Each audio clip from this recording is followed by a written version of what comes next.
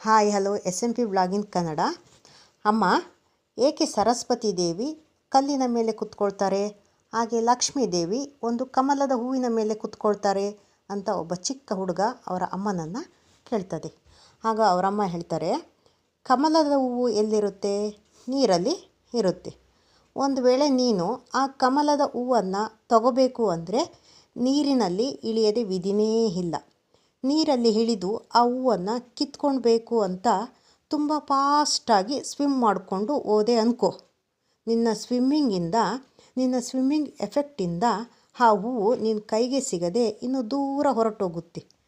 ಆಗ ನೀನು ಮೆಲ್ಲಗೆ ಹೋದ್ರೇ ನಿನಗೆ ಆ ಹೂವು ಸಿಗುತ್ತೆ. ಅದಕ್ಕೆ ಲಕ್ಷ್ಮೀ ದೇವಿ ಕಮಲದ ಮೇಲೆ ಕೂತ್ಕೊಳ್ತಾರೆ.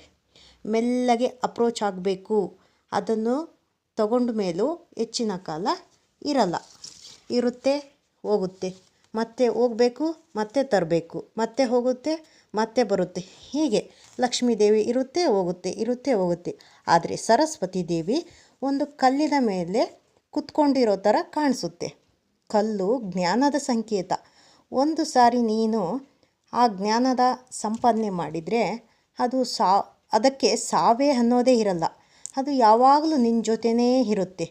ಯಾರು ಅದನ್ನು ಕದಿಲಿಕ್ಕೂ ಕೂಡ ಸಾಧ್ಯವಿಲ್ಲ.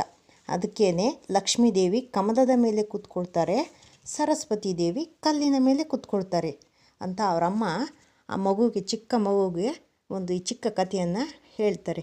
ನೀವು ನೋಡ್ರಿ, ಯಾವುದನ್ನು ಸಜೆಸ್ಟ್ ಮಾಡ್ತೀರೋ? ಕಮಲದ ಹೂವನ್ನು ಸಜೆಸ್ಟ್ ಮಾಡ್ತೀರೋ, ಜ್ಞಾನದ ಸಂಕೇತ ಕಲ್ಲನ್ನು ಸಜೆಸ್ಟ್ ಮಾಡ್ತೀರೋ ಅಂತ ನೀವೇ ಒಂದು ಕಮೆಂಟ್ ಹಾಕಿ.